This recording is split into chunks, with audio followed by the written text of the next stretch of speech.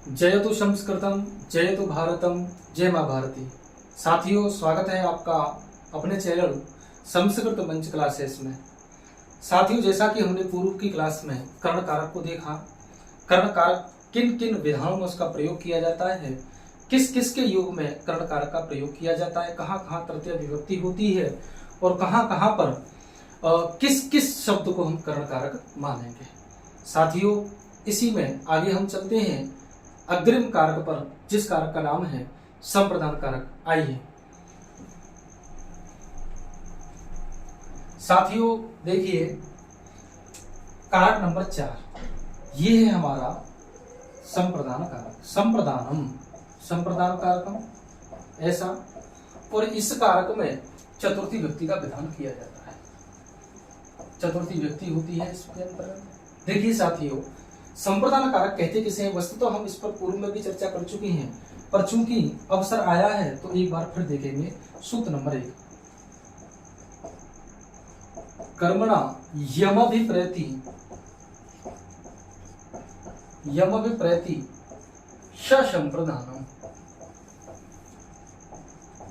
देखिए ये हमारा सूत्र है, ये सूत्र हमारा बता रहा है कि संप्रदान किसे कहते हैं। देखिए कर्मणा, यहाँ पर कर्म शब्द के तृतीया विभक्ति के एक वचन में रूप बनता है कर्मणा, कर्म के द्वारा। अब कर्म यहाँ पर कारक नहीं है, वस्तुतः दान आदि कर्म के द्वारा, दान आदि कर्म के द्वारा, ऐसा अर्थ निकलेगा। यम, यम माने जिसको, यम माने जिसको, अभिप्रेति, अभिप्रेति माने अपने अनुकूल किया जाए या जिसको प्रसन्न किया जाए।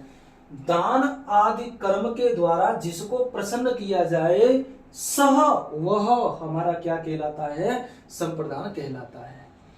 कर्ता दान आदि कर्म के द्वारा जिसको अपने अनुकूल करता है या जिसको संतुष्ट करता है या जिसको प्रसन्न करता है, वह हमारा संप्रदान कहलाता है। देखिए साथियों कि कर्ता जिसको कोई वस्तु दे रहा है और उस वस्तु को प्राप्त करके जो प्रसन्न हो रहा है, जो उसके अनुकूल बन रहा है, वह हमारा संप्रदान कहलाएगा। और यही बात हमारी वृत्ति कहती है।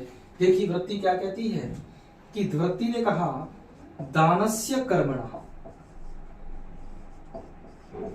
दानस्य कर्मणा यम अभिप्रेति, यम अभिप्रेति संप्रदान संगम स्यात्। ये वृत्तियां आप याद कर लेना, क्योंकि ये बहुत इंपॉर्टेंट है। मैं बता चुका हूं 2016 और 2018 के जो वरिष्ठ अध्यापक की जो परीक्षाएं आयोजित की गई थी, उनमें से 8 से 10 प्रश्न वृत्तियों से संबंधित पूछे गए थे। इसलिए आप वृत्तियों को बिल्कुल कंठस्थ कर लें। संप्रदान संगम स्यात्। देखिए क्या कहा कि दान कर्म के द्वारा, दान आदि कर्म के द्वारा जिसको प्रसन्न किया जाता है, वह हमारा संप्रदान कहलाता है। वृत्ति भी यही बात कहती है। सीधा सीधा सा प्रश्न बन जाता है कि दानस्य कर्मणा यम अभिप्रेति स किम संगम स्यात्, तो संप्रदानम संगम स्यात्, ऐसा करके प्रश्न का उत्तर होता है। तो कर्ता दान आदि के द्वारा जिसको अपने अनुकूल करता है या जिसको प्रसन्न करता है, वह हमारा संप्रदान कहलाता है। इसने संप्रदान संज्ञा बताई, तो संप्रदान संज्ञा विधायक सूत्र हो गया। सूत्र नंबर 2, सूत्र नंबर 2 ने कहा चतुर्थी संप्रदान है।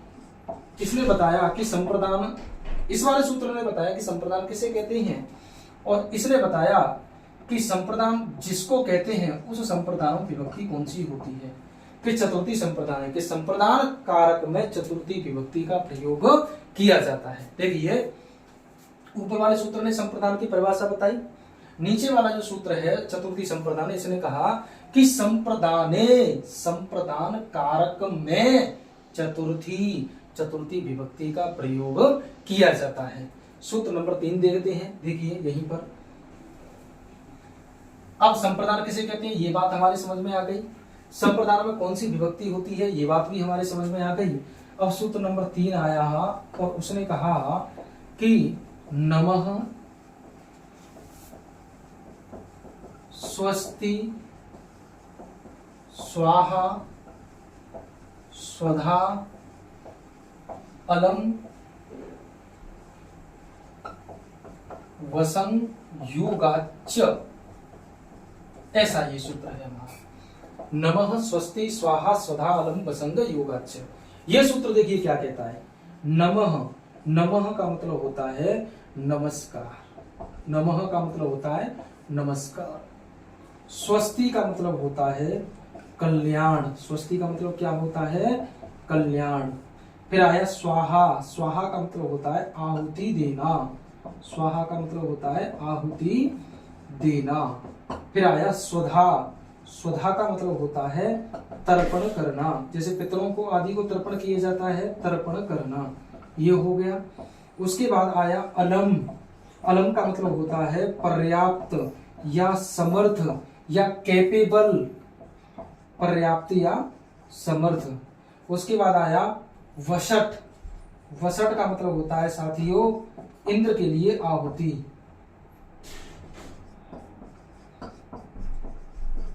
इंद्र के लिए आहुति। देखिए क्या कहा इसने, इनके योग में चतुर्थी व्यक्ति का प्रयोग किया जाता है, नमः स्वस्ति स्वाहा स्वधा अलम वसट, इनके योग में चतुर्थी विभक्ति का प्रयोग किया जाता है।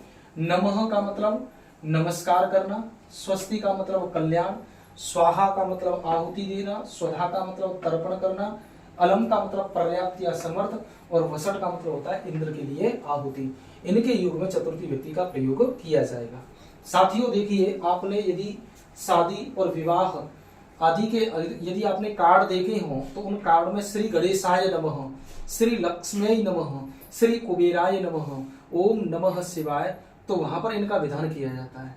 वहां पर इनका जो विधान किया जाता है उस विधान के अंतर्गत आप देखिए कि वहां पर चतुर्थी व्यक्ति का विधान किया जाता है। जैसे कि देखिए यहां पर देखिए श्री गणेशाय नमः,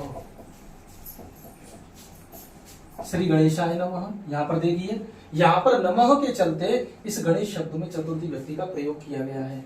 ऐसे ही ओम नमः शिवाय, नमः के योग में शिव शब्द में चतुर्थी व्यक्ति का प्रयोग किया गया है, तो ओम नमः शिवाय ऐसा बना। श्री लक्ष्मी नमः, श्री कुबेराय नमः, श्री गुरवे नमः, तो यहाँ सब में नमः के योग में चतुर्थी व्यक्ति का प्रयोग किया जाता है।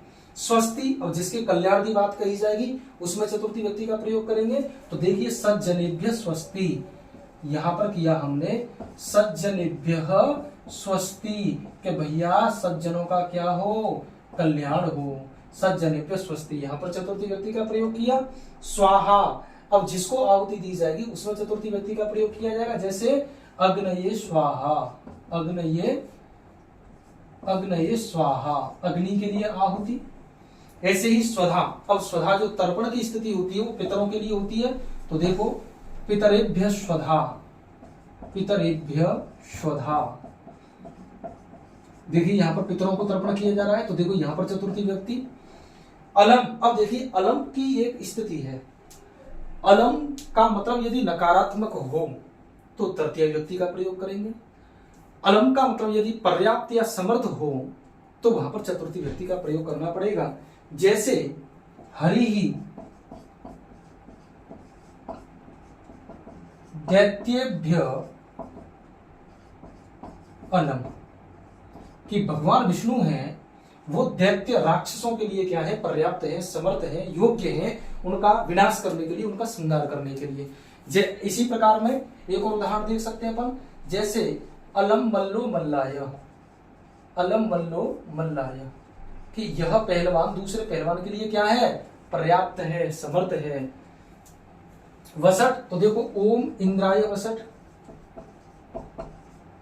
ओम इंद्राय वसट, ऐसा देखो यहाँ पर इंद्र के लिए आहुति हो गई। तो जिसके लिए नमस्कार किया जाएगा उसमें चतुर्थी व्यक्ति का प्रयोग करेंगे, जैसे श्री गणेशाय नमः, श्री सरस्वती नमः, श्री गुरुवे नमः आदि। अब जिसके कल्याण की बात की जाएगी तो सज्जनेभ्य स्वस्ति, अब एक सज्जन की बात नहीं की जा रही है बल्कि समस्त सज्जनों की बात की जा रही है, इसलिए यहाँ पर चतुर्थी व्यक्ति बहुवचन का प्रयोग किया गया है, सज्जनेभ्य स्वस्ति। ऐसे ही स्वाहा, जिसके लिए आहुति दी जाएगी तो अग्नि के लिए आहुति दी जा रही है, तो यहाँ पर अग्नि शब्द में चतुर्थी व्यक्ति एक वचन का प्रयोग किया गया है, अग्नि स्वाहा। तर्पण किया जा रहा है, किनको किया जा रहा है, तो पितरों को किया जा रहा है, तो पितरेभ्य स्वधा। यहाँ पर अलम पर्याप्त और समर्थ के योग में हरि ही दैत्येभ्य अलम, के हरि भगवान विष्णु हैं वो राक्षसों के लिए पर्याप्त हैं। ऐसे ही वसट, तो नमः स्वस्ति स्वाहा अलम और वसट, इनके योग में चतुर्थी व्यक्ति का प्रयोग किया जाता है। अब आगे देखते हैं इसी क्रम में साथियों, अगले वाले सूत्र को देखते हैं अपन, सूत्र नंबर 4 को।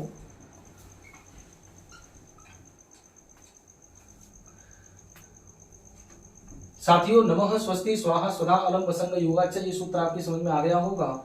सूत्र नंबर 4 को देखते हैं अपन। सूत्र नंबर 4 क्या कहता है? रुच्यर्थानां प्रियमाणः, रुच्यर्थानां प्रियमाणः। देखिए ये सूत्र क्या कह रहा है? रुचि धन अर्थानाम, यहाँ पर यण संधि का प्रयोग किया गया है। एक धातु है रुच, रुच का रूप बनता है रोचते, ऐसा रूप बनेगा, और इसका मतलब होता है अच्छा लगना। इसका मतलब होता है अच्छा लगना।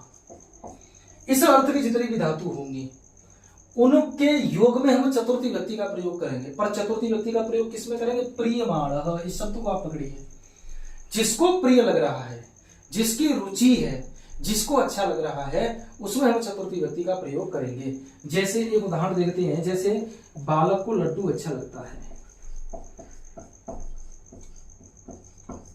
बालक को लड्डू अच्छा लगता है। एक सेंटेंस में इधर की साइड में लिख रहा हूं, बालक को लड्डू अच्छा लगता है। अब देखिए यहां पर कौन लगता है, अच्छा कौन लग रहा है? तो लड्डू, ये हमारा हो गया कर्ता। अब लड्डू अच्छा तो लग रहा है, पर किसको लग रहा है? प्रियमाण कौन है उसका? तो हमें आंसर मिला बालक, तो ये हो गया हमारा प्रियमाण।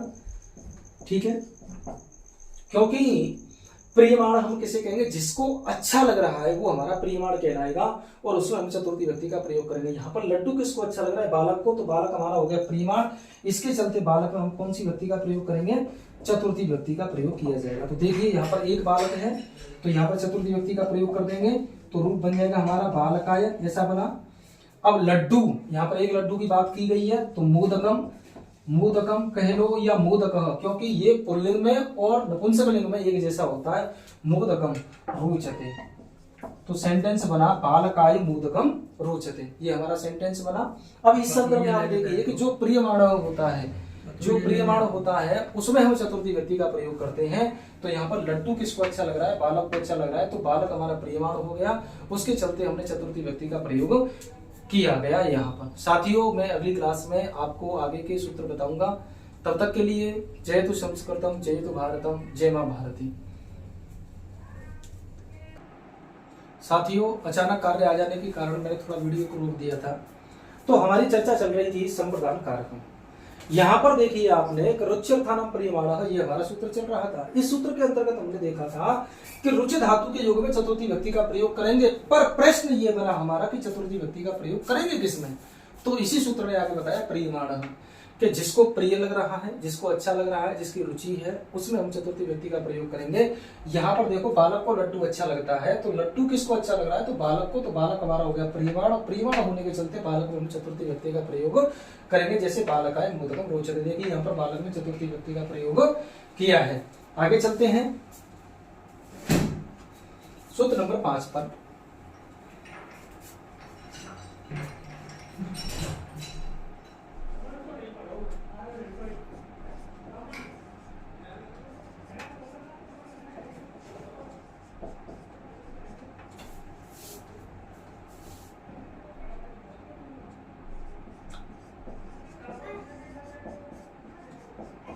क्रोध द्रुहिर्ष्या सूयार्थानां यम प्रतिकोपः,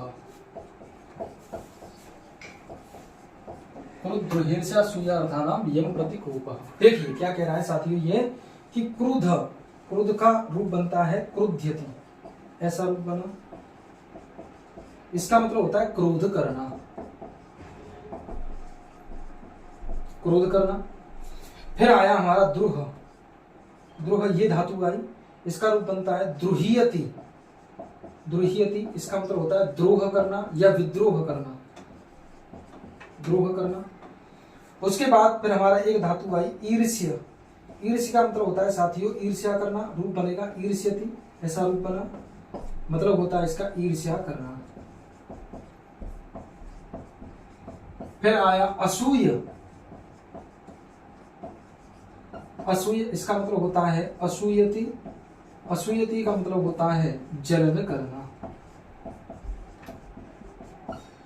इन अर्थ की धातुओं में चतुर्थी व्यक्ति का प्रयोग किया जाएगा। साथियों देखिए यहाँ पर क्रोध क्रोध्यति क्रोध करना, द्रोह द्रोह्यति द्रोह करना, ईर्ष्य ईर्ष्यति ईर्ष्या करना, असूय असूयति जलन करना, इनके योग में चतुर्थी व्यक्ति का प्रयोग किया जाएगा। पर किया किस में जाएगा तो देखिए यहाँ पर आगे इसने बताया यम प्रतिकोप। देखो क्रोध धातु के योग में चतुर्थी व्यक्ति का प्रयोग किया जाएगा, द्रोह धातु के योग में चतुर्थी व्यक्ति का प्रयोग किया जाएगा, ईर्ष्या कि धातु के योग में चतुर्थी व्यक्ति का प्रयोग किया जाएगा, असूय इस धातु के योग में भी चतुर्थी व्यक्ति का प्रयोग किया जाएगा। और इन अर्थ की जितनी भी धातुएं होंगी उनके योग में चतुर्थी व्यक्ति का प्रयोग किया जाएगा। पर किया किस में जाएगा तो इसने कहा यम प्रतिकोप, जिसके प्रति क्रोध होगा, जिसके प्रति क्रोध किया जाएगा उसमें चतुर्थी व्यक्ति का प्रयोग करेंगे, जिसके प्रति द्रोह किया जाएगा उसमें चतुर्थी व्यक्ति का प्रयोग करेंगे, जिससे ईर्ष्या की जाएगी उसमें चतुर्थी व्यक्ति का प्रयोग करेंगे, और जिससे जलन की जाएगी उसमें चतुर्थी व्यक्ति का प्रयोग करेंगे। यहाँ पर देखिए साथियों, मैं आपसे एक थोड़ा सा बता भी देता हूं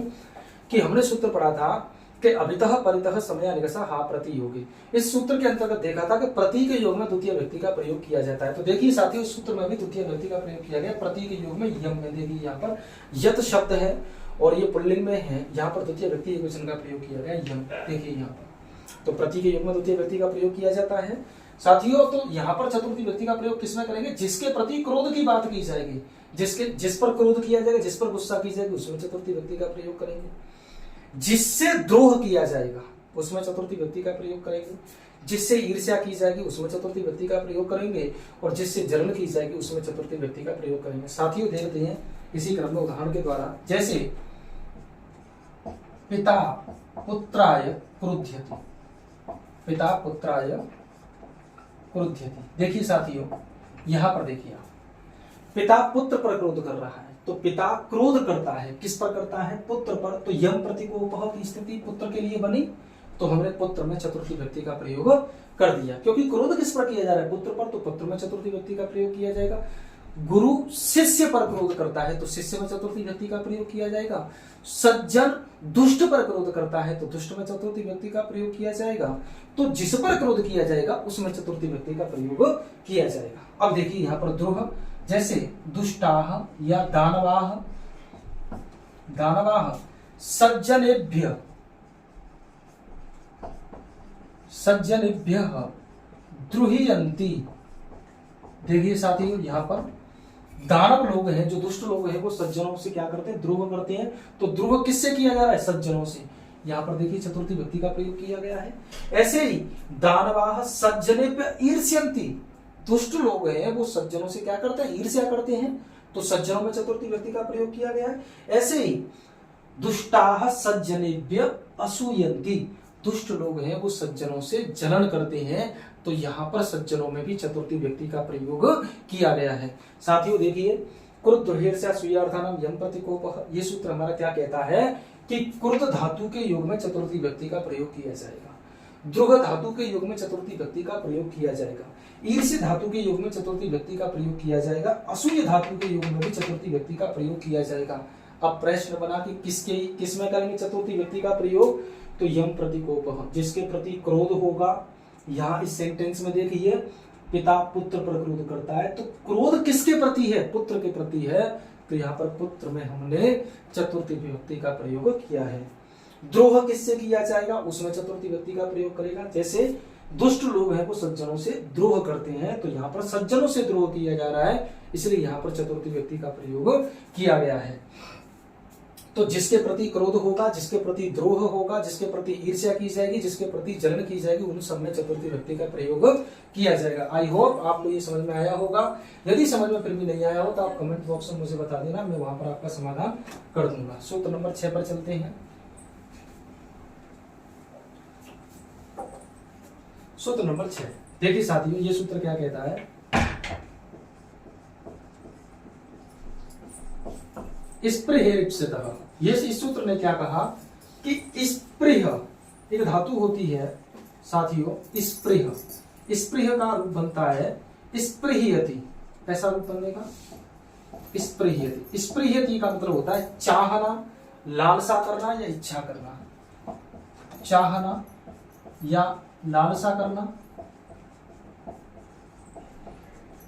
या इच्छा करना आदि के योग में चतुर्थी व्यक्ति का प्रयोग करेंगे। पर किसमें? इप्सितः, जो प्रिय वस्तु होगी उसमें चतुर्थी व्यक्ति का प्रयोग करेंगे। जैसे मालाकारः,